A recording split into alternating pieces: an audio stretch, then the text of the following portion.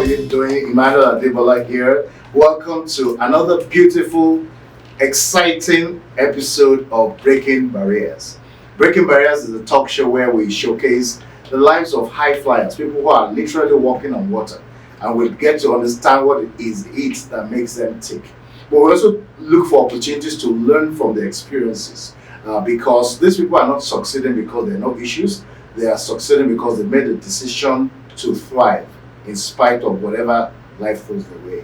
And it gives me great pleasure to welcome a gentleman, but before I welcome him, today we're just a few days removed from the 1st of August, where Canada celebrates what is called Emancipation Day. Back in 1834, on exactly the 1st of August, the British Empire abolished the slave trade regime. Although we know that it took a longer time for it to actually be actualized in many parts of the world, but in Canada we celebrate Emancipation Day. So I have the opportunity and privilege to join Mr. Richard Pinnock, who I'll be introducing to who's our guest today. I joined them on the 1st of August for the flag raising event organized by another organization, but he was there, and then he invited me to join his organization where he's on the board of CCAH, and that was such a beautiful event. Well done for all the hard work and effort you put into that. Thanks, man. So it's great to have you. And where do we start? Since we're talking about Emancipation Day, what does that mean to you personally? Well, like you said, the British Empire declared the abolition of slavery among the Commonwealth nations, right? And Canada, of course, was one of them. Mm-hmm. So I think what's very interesting, I draw back and I think about the words of Bob Marley. Mm. He said, "Emancipate yourself from mental slavery. Only we can free our minds." Mm. And this idea of emancipation and being free, it's something that's very, very important. You know, many Canadians don't realize that Canada had slavery. Yeah. We look at the U.S. and we say, "Oh, the Civil War."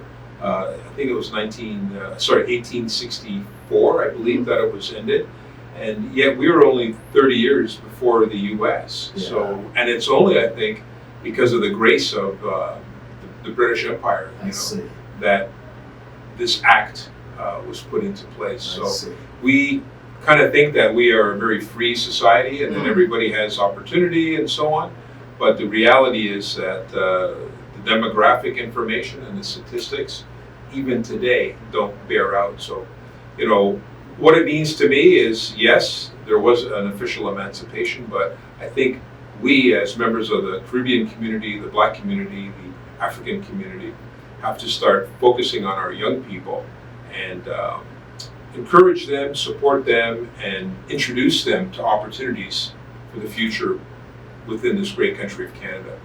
Wow, fantastic. And I know that you have a rich history. It was from you that I learned that the town of Oakville, where you had events yesterday, actually was one of the places that had immigrants coming back in the day. Yeah, well, not immigrants.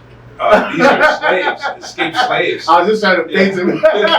No, this is like you're running for your life, And we hear about Harriet Tubman. She was a very courageous woman. She made a number of trips down this Underground Railroad. People think it's some kind of railroad, like you're on the train. Yeah. No, what it was is a series of safe houses. So predominantly white people, obviously. They would say, when it comes to daytime, like very late at night, the conductor would bring 4, 5, 6 escaped slaves because you had to lay low during the day, right? So there was different routes to avoid whether it's the dogs, the bloodhounds, and so on. They go along the water, and then they're coming to this house. Wow. So they'd sleep during the day. They're hidden during the day, and then come nighttime, it's time to get back on the road. And we hear about the Promised Land, right? Well, Canada was the Promised Land. It was the place where you're coming. It's where you're coming to get down on your knees and kiss the ground and say, I'm free at last. Right? I'm free. I see. So this is, what happened. Now, there's many points that cross, but predominantly the eastern coast, southeast, places like Maryland, Baltimore, places like that. That's where Harriet Tubman was making a lot of runs. So imagine folks walked. They weren't taking the go bus or the go train. You know, you had to walk, and you're doing all of this very precarious. They must have been very fit then. very difficult, and treacherous. Wow. You know, and of course there was bounty hunters, people looking to capture it, and you could. So it was a very difficult situation. When you come to Rochester, New York, across Lake Ontario, you know, we see the sky. Yes. And if you go up on the CN Tower, you can see that's Rochester. Okay. So Captain Robert Morgan, Captain Robert Wilson, sorry, Captain Morgan, something else. Captain Wilson, well, Yeah, he was a merchant, Yes. in merchant marine.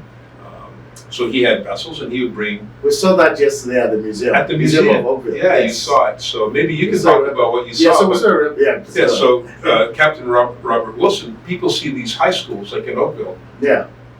Captain Robert Wilson High School. It's like, who is that? Captain, what is he, in the Army or something? Yeah. No, he was a merchant. So the slaves that made it to Rochester, he would hide them underneath the cargo, underneath, you know, different covers and blankets. And the people would cross here, and they'd land at the port of Oakville, which was a thriving port, right where the Oakville Museum is. So this is where the escaped slaves came in touch with their first fresh air, you know, the first breath of freedom. And then from there, they would go on to places like Owen Sound and, you know, different other communities across southern Ontario. But yeah, so many people don't realize that Oakville was a very, very important destination in the Underground Railroad. What did you see at the museum? Oh, we saw, first of all, it was a castle named after Elkest or something like that, castle. We saw different rooms, but particularly as relates to the Emancipation Day, we saw a crest or a chest where people actually, it was a box that was built, and that's where the captain would hide people. Then we saw that. We also we watched a little movie, where a lady shared her experience of how people would come in and go, and also the story about, you know, bounty hunters. Then we went to a different place where it looked like a clock, but out of that clock came a map, and that map had the bounty here. So it was really, it was interesting to go through that.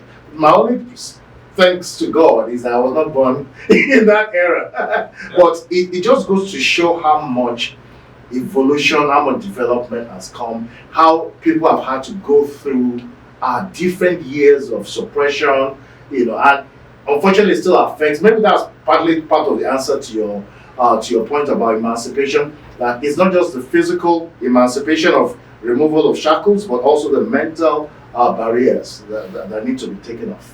Yeah, absolutely. And not even 200 years yet. And that's remember Y2K? Yes. I don't know if you're kind of young. You remember Y2K? Everyone thought the microwave was going to blow up and all that.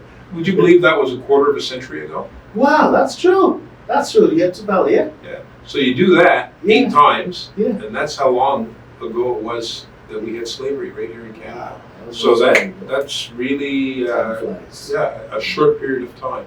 So as you said, you like to, you know, I'm always inspired when I hear from you, because you say your focus is on the future and educating and inspiring, you know, through your listeners, but particularly, you know, my passion is about the young people who don't really understand. A lot of them are too busy, you know, maintaining their streaks on Instagram or whatever, you know, and they're not really aware that this is unprecedented opportunity here in Canada.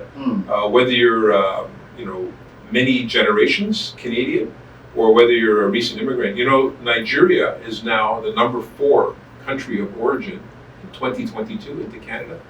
Wow. Nigeria is getting right close to the top. Wow. So the demographics of our country, when we talk about Black community, it's changing at a very amazing rate.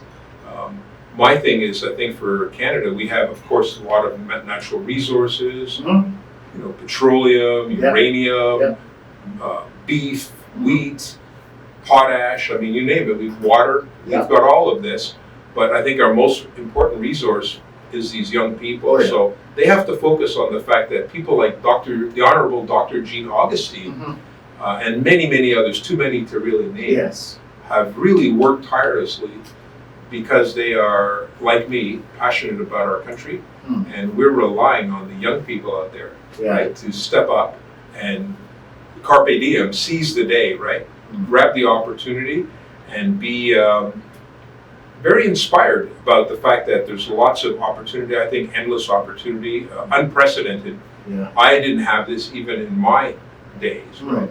And we continue to see representation when it comes to racialized people, visible minority, as it's called in the Employment Equity Act, still not being represented at the higher levels of management. From, you have individual contributors, that's, you work alone, nobody reports to you. Then you have managers, usually have 5, 6 people working in your little team.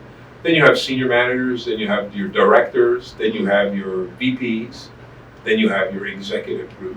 When you get down to the senior director level, the representation really, really drops off. And we have some of the best and brightest people around the world giving up their homes in whether it's India or again, I mentioned Nigeria. Yeah. These are folks that are highly educated, very dedicated. They're making a big investment, leaving beautiful homes. Yeah. Some cases they have servants and stuff. I'm coming to Canada, right? And what are you going to do when you arrive in Canada? Uber Eats. Oh yeah. Right? And that's just not right. Like I always say, it's high time in Canada for our highly talented immigrants to stop driving taxis and Ubers and to start driving the economy. Wow, that's a beautiful line there.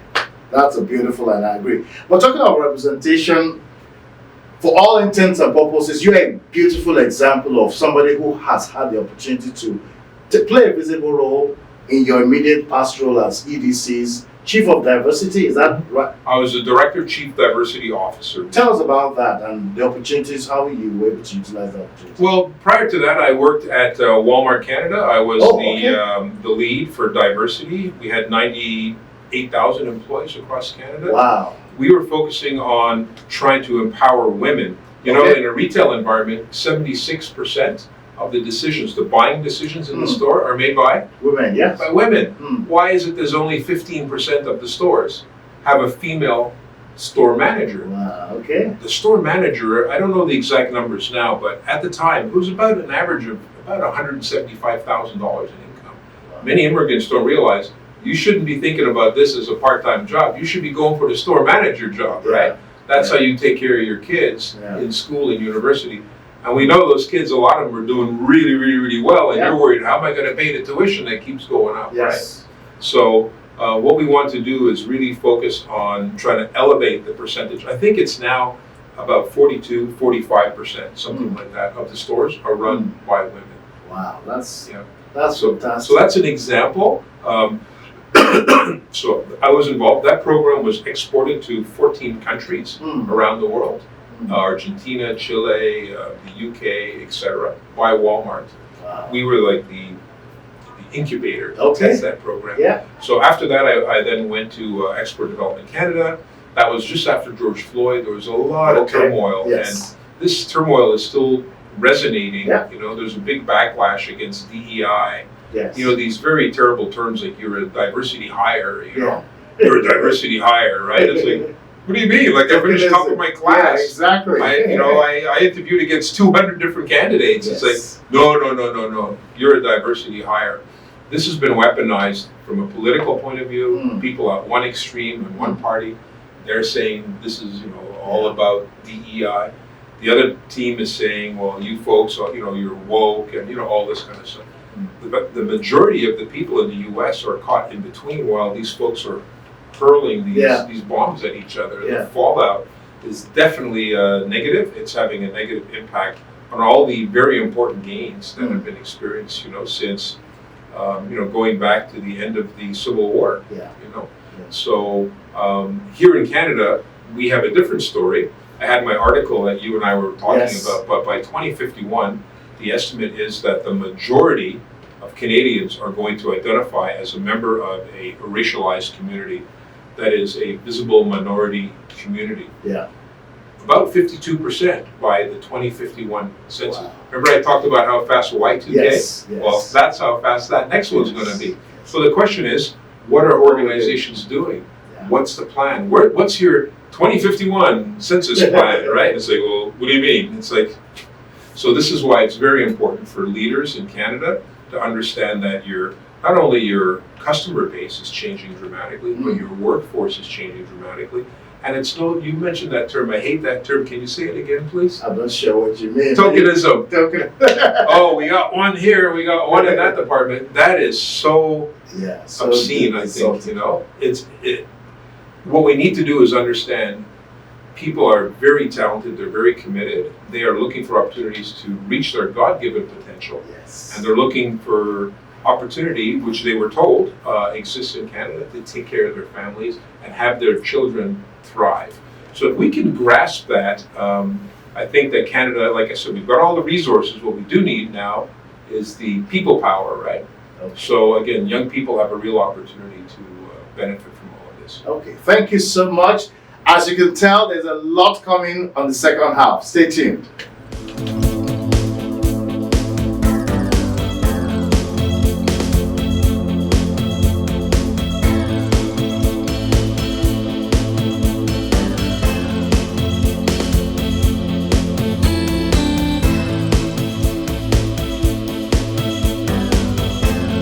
Welcome back to Breaking Barriers. We have the pleasure of having Richard Pinnock with me, erudite scholar, I might say. He has a lot of information and he's shared a lot already.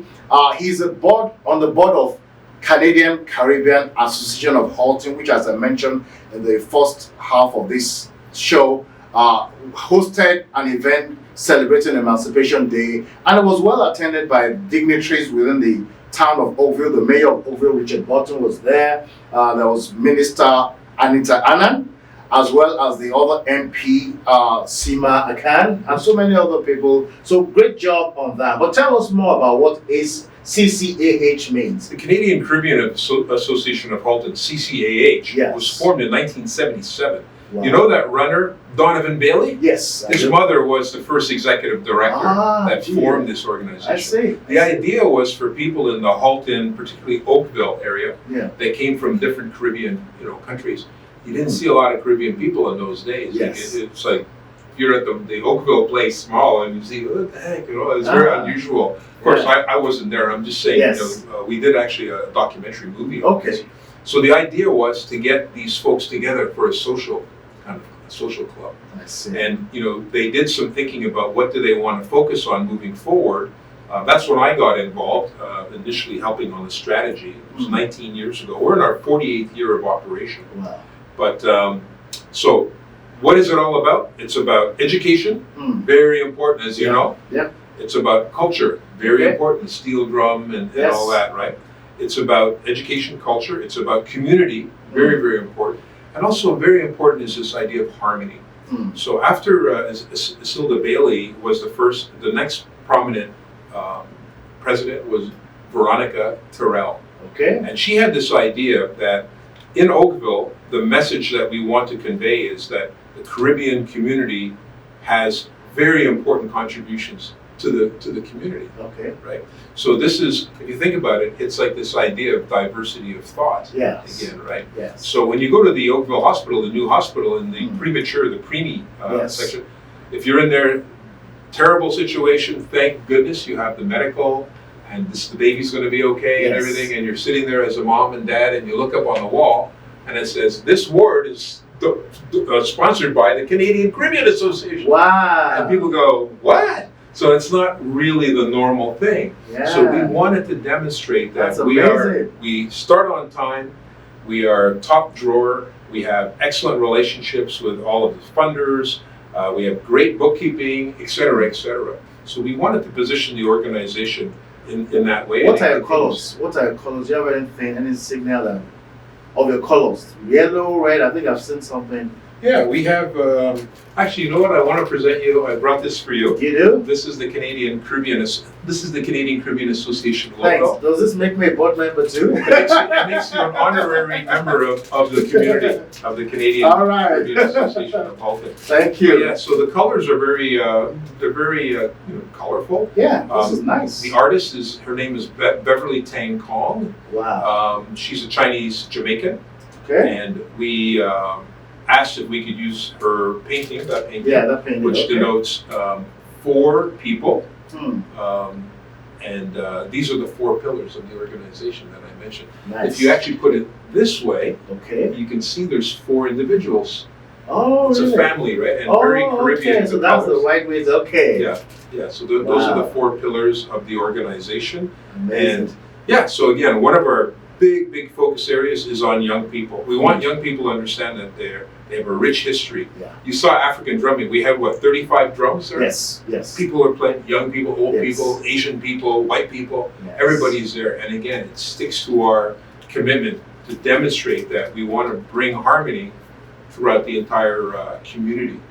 And by demonstrating and sharing the rich culture of the Caribbean people and African, African drumming. Yeah. And so as I said, education is also an important element to help the young people understand their past and their history. Black History Month, again, courtesy of Dr. Jean Augustine. Yes.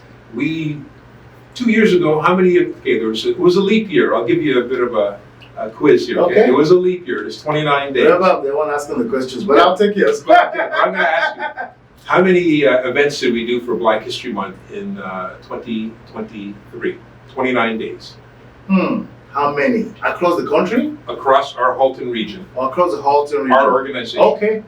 Your organization, CH, which I didn't know at the time, maybe 5? Wow, that's a good guess. We did 110 events in 29 days. Yeah. So just to give you an idea of the scope. Yeah. How's that possible? It's a big undertaking. We had during COVID, there was a program.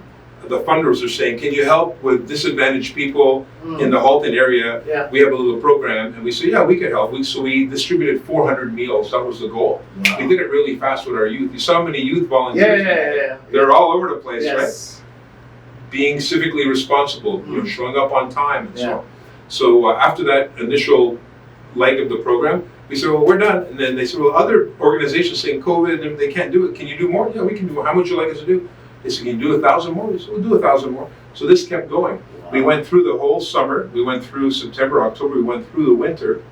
And then come May, I'm going to ask you another skill testing question. Okay. Remember, the original goal was 400 meals. How many meals did we deliver? 1,000. 15,600. Wow. Yeah. So very organized, very strategic, very cost effective.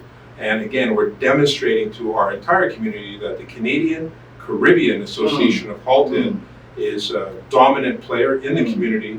And we do things that are important to help not just our community, but all communities. That's fantastic. And kudos to you. I also had the privilege of founding an organization called Black Excellence in Action.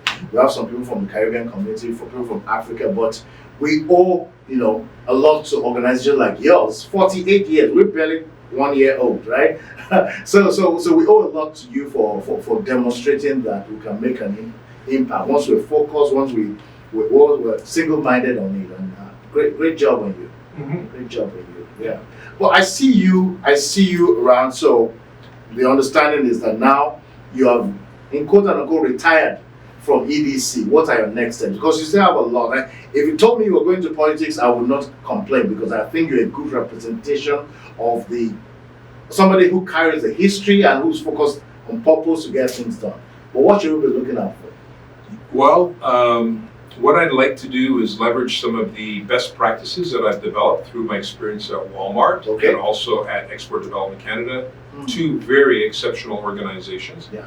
And I'm really all about the numbers. I think that it's beyond just holding hands and kumbaya, and it's like, oh, this is good. I'm like, no, this is good. Yeah. Because we have the numbers to show it, right? Yeah. So let's talk about productivity when it comes to Walmart. Let's talk about those women that are now store managers, at 42 or whatever percent. They have, the swipes per minute, like when people are scanning stuff. They have profitability numbers. They have, excess inventory. They have every move is measured, right? Clearly, the women are doing fantastically well, right? So I'm so proud of the fact that I helped change this thinking that to be a store manager, you're going to be, remember, 85% were predominantly white males. You got to be about 6'2", about 230 pounds. That's a store manager, right? But a smaller, Caribbean woman that everybody loves. She knows the culture. She knows the product. She knows the customers. She should be working in the return, thing. No, everybody has this potential. We have to tap into the potential of all Canadians, right? So that's what I'm trying to do. I'm trying to share some of my processes, some of my best practices, I think, that I've been working on. This consulting practice is called DOT, and that's an acronym for diversity of thought. Oh, so great. So you're taking it to another level then? Oh, yeah. So if we go back, let's go back to 1986 when the Employment Equity Act was enacted. Yeah. Really, the main focus was to get women into these managerial roles. That was the real rationale for this diversity thing, right? And I think now we hear about all the stuff, that's the turmoil in the US, and some Canadian companies are saying, well, maybe we should cut our budgets and so on. I'm saying, no, we're not the US. We have a highly skilled workforce that's growing by leaps and bounds. I think we passed 1 million people this year. We used to have 200,000 immigrants per year. So this is not going away. We have highly capable, highly talented people. Let's start embracing this idea of sharing our lived experience. It's all about diversity of thought. And I think it's something that will resonate with all Canadians. I'm talking about straight, white, able-bodied males. I'm talking about everybody, right? 2S LGBT folks, Indigenous people. Let's all be respectful of the individual experiences that we have, and let's use that to drive the future of our country. So let me ask you, what do you do for fun? Because you look like someone who's so straight, serious-minded. I wonder, do you do anything as we begin to learn? I do a lot of volunteer work. Do you know some genres of music, for instance, Jamaican, that you can... Well, my fun thing is volunteering, as you saw me yesterday, carrying picnic tables around and all that kind of stuff. We had about 350 people attend. And just seeing all of those people, that African drumming circle, that really warms my heart. And you know, not everyone can organize these things, and that's why I always say when I mentor young people, leaders lead, right? And it's very simple. So that's what I'm trying to model. I did an analysis recently. I was a recipient of the King Charles III coronation medal, which I'm usually behind the scenes. Most people are kind of aware, like whether it's the BBPA or this group or whatever, but I'm kind of behind the scenes and try to do my best. I used to have the rights for the Caravana. It's Caravana, right? Oh, really? Carnival. I had the marketing rights for the entire Caravana when it went down to the lakeshore. That was amazing. Neat. Amazing. So there's a lot of different things I've done. As I reflect, as I get older, you know, the idea of going whitewater rafting and possibly drowning doesn't sound attractive to me, right? But what I really like to do is this idea of focusing on the young people. I did a little study, an analysis, and I determined that I've had over 10,000 youth in seats for various training that I have done over the years. 10,000 kids. A big round of applause to you. Well, it's a lot. I mean, I've impacted a lot of people, not just young kids, but immigrants. I've spoken at different events. So that's what I do for fun. I like to feel that I'm doing my best to help contribute to our country. On behalf of myself, on behalf of the Black Canadian community, on behalf of the wider Canadian community, I want to say a big thank you, because you clearly are making an impact, and it's clear you're not stopping anytime soon. Well, I guess that's what you can take for now. Ladies and gentlemen, please join me to celebrate Richard Pinnock, who's doing fantastically well as a trailblazer for the Black community, originally from Caribbean, but clearly he's worked in leadership roles in Walmart and in export development. Canada. You can't argue with the fact that he's demonstrating that he can do it anywhere. And you know what? My company is going to launch on Labor Day. Oh, Labor Day, okay. Yeah, so be looking for that. I'm on LinkedIn. I have 30,000 contacts on my LinkedIn, so there's a lot of people there. So stay tuned. If I'm still walking around by then, you know, that's the goal. So thank you again for the opportunity to meet with you today. All right, bye for now. Thank you.